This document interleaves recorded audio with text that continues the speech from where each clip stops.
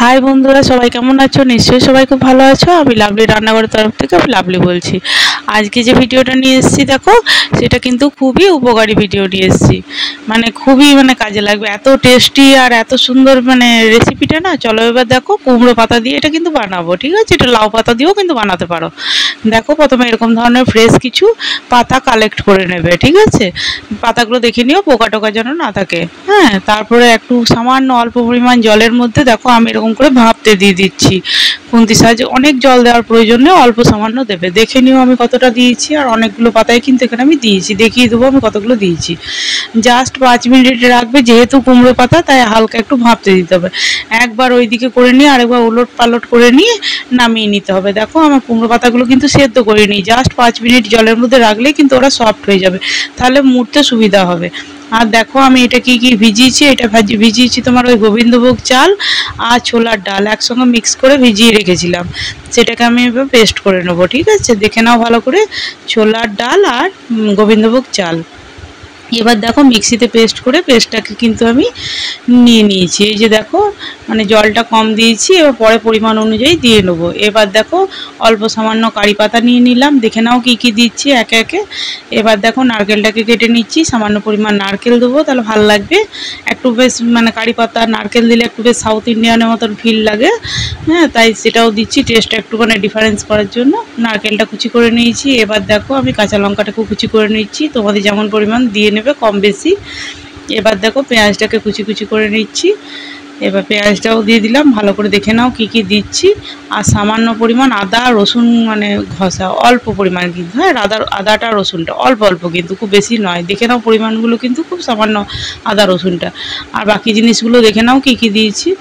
এবার চলো দেখো, পেস্ট যেটা করলাম সেটার মধ্যে চিনি দিলাম, নুন দিলাম পরিমাণ মতো। এবার দিলাম সামান্য পরিমাণ হলুদ, আর দিলাম জিরে গুঁড়ো, আর এটা দিলাম ঝাল লঙ্কার গুঁড়ো, আর এটা দিলাম জোয়ান আর ওই তোমার কালো জিরে। তোমরা চাইলে এখানে শুধু কালো জিরেও ইউজ করতে পারো, শুধু জোয়ানও ইউজ করতে পারো, বা মিক্স করেও ইউজ করতে পারো। নিয়ে দেখো ভালো করে ব্যাটারটাকে গুলে নিচ্ছি। ব্যাটারের থিকনেসটা দেখো, দেখিয়ে দিচ্ছি। খুব চাপ আছে, দেখে নেবে হাতে করে, তারপর সেই অনুযায়ী কিন্তু জলটা মেশাবে। এই যে দেখো অল্প পরিমাণ নর্মাল জলই মেশাচ্ছি, ভালো করে দেখো মিক্স করে নিচ্ছি। এবার থিকনেসটা দেখিয়ে দেবো যে কেমন লাগবে। খুব পাতলা হলে কিন্তু চলবে না, খুব মোটাও না। এই যে দেখো, এটা কিন্তু পরে আরেকটু বসে যাবে। এবার দেখো আর একটু গুঁড়ো কী বলে কোড়া নারকেল একটু দিয়ে দিচ্ছি, তাহলে টেস্টটা খুব ভালো হবে। তার জন্য দেখো একটু কোড়া নারকেল দিয়ে দিলাম, খুব বেশি পরিমাণ নয়, 2-3 চামচ মতো দেবে, তাহলেই হবে। এবার দেখো ভালো করে আবার কিন্তু এটাকে মিক্স করে নিচ্ছি। এই যে দেখো থিকনেসটা দেখো, দেখিয়ে দিলাম। এবার দেখো পাতাগুলোকে এরকম করে করে ওই যে আগে জল ঝরতে দিয়েছিলাম সেগুলোকে একটা জায়গায় আমি এবার এগুলোকে সব কি বলবো বলো তো, জল থাকলে না ভালো করে বেশ করা যাবে না। হ্যাঁ, সেই জন্য ওইটাকে আলাদা জায়গায় গুছিয়ে রেখে দিলাম। এবার দেখো আলু সেদ্ধ করে রেখেছি, এবার আলু সেদ্ধর মধ্যে বাদামটাকে দেখো একটু ভেজে নিয়ে নিলাম।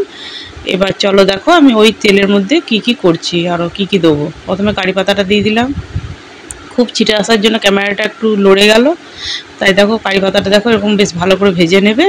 তারপর দিলাম পেঁয়াজ, ওই তেলের মধ্যেই কিন্তু করছি, যদি লাগে তখন দেবে, আর যদি না লাগে তাহলে দেওয়ার দরকার নেই, খুব বেশি এখানটাতে তেল লাগবে না।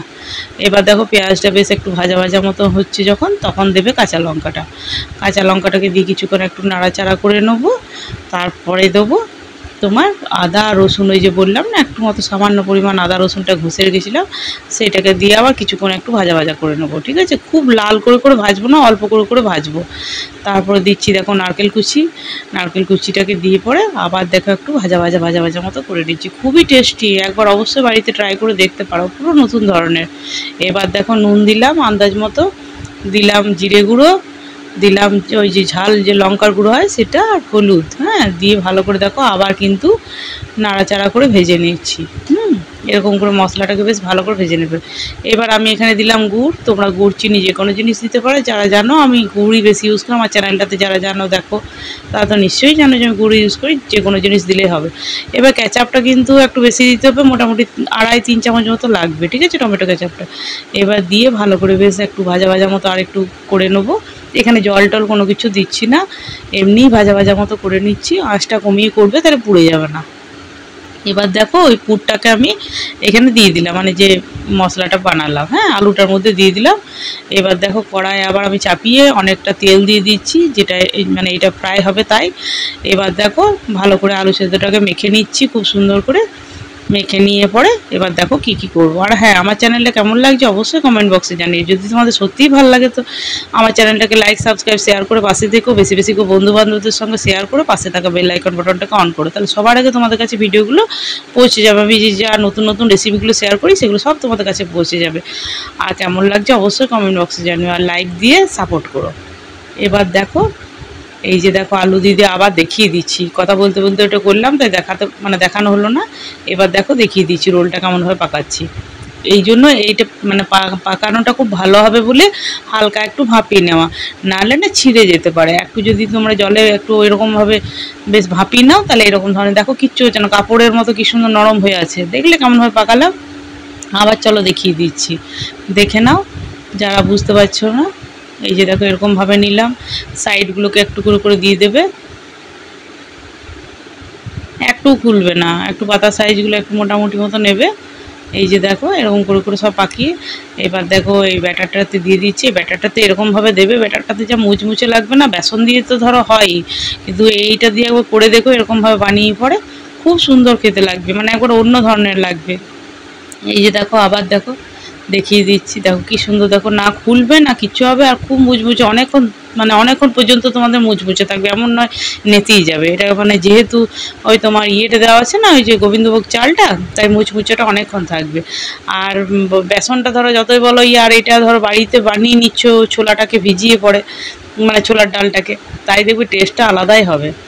আবার দেখো করছি, দেখে নাও কি সুন্দরভাবে দেখো আস্তে আস্তে মুড়ে দেবো। আর মুড়াটা দেখো কি সুন্দর হচ্ছে, দেখো একটুকু দেখো মানে ছিঁড়বেও না, পাতা কিচ্ছু হবে না, যেহেতু ওই যে ভাপিয়ে নিয়েছি বললাম না।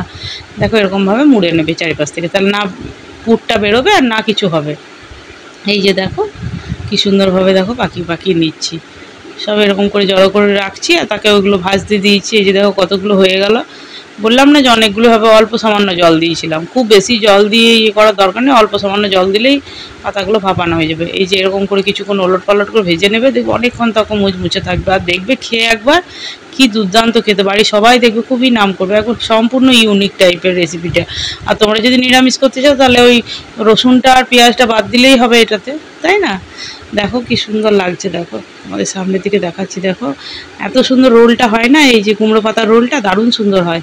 অবশ্যই বাড়িতে ট্রাই করতে হবে। কুমড়ো পাতা তো তোমরা অনেক কিছুই খেয়েছো ধরো, এরকম ধরনের রেসিপি অবশ্যই বাড়িতে কিন্তু পুরো নতুন ইউনিক হবে, বাচ্চারা বড়রা সবাই কিন্তু খেতে খুব পছন্দ করবে। দেখো আবার দেখাচ্ছি, এই যে দেখো ব্যাটারি চুবি দেখো ওইটুকু ব্যাটারটা দেখো কতগুলো হবে, দেখো এই যে দেখো। আর তেল ওর বিশ্বাস করো তেলও টানে না, জানো তো, আমি ভেজে দেখেছি তো, এবার তেলও টানে না যে হ্যাঁ খুব তেল মানে চা করে তেল টেনে নেবে তেমন কিছুই হবে না। দেখো করে পরে সেরকম বেশি কিছু ইয়ে হবে না, তেল টানে না। আর এটা অবশ্যই সরষের তেলে কিন্তু ভেজো, হ্যাঁ অন্য তেলে ইয়ে করো না, তাহলে কিন্তু মানে ভালো হবে না। অন্য সাদা তেলে আমরা খাই না, মানে তোমাদের যদি ভালো লাগে সাদা তেলে খেতে তাহলে খেতে পারো, কিন্তু সরষের তেলে এটা আমি ভেজেছি, ওই জন্য আমি তোমাদেরকে সেটাই বললাম। এবার দেখো সবগুলো দেখো তুলে নিচ্ছি, কি মুচমুচে হয়েছে দেখে বুঝতে পারছো, সামনে থেকে তুলছি দেখো, এই যে সামনে থেকে দেখিয়ে দিচ্ছি। আর মানে গরম গরম সত্যিই অসাধারণ খেতে, অবশ্যই বাড়িতে ট্রাই করো। আর কেমন লাগছে কমেন্ট বক্সে জানিও, যদি ভালো লাগে তো ভিডিওটাকে লাইক সাবস্ক্রাইব শেয়ার করে পাশে থেকো। যারা এখনও সাবস্ক্রাইব করোনি তারা ঝট করে কিন্তু আমার চ্যানেলটাকে সাবস্ক্রাইব করে পাশে থাকা বেল আইকন বাটনটাকে অন করো।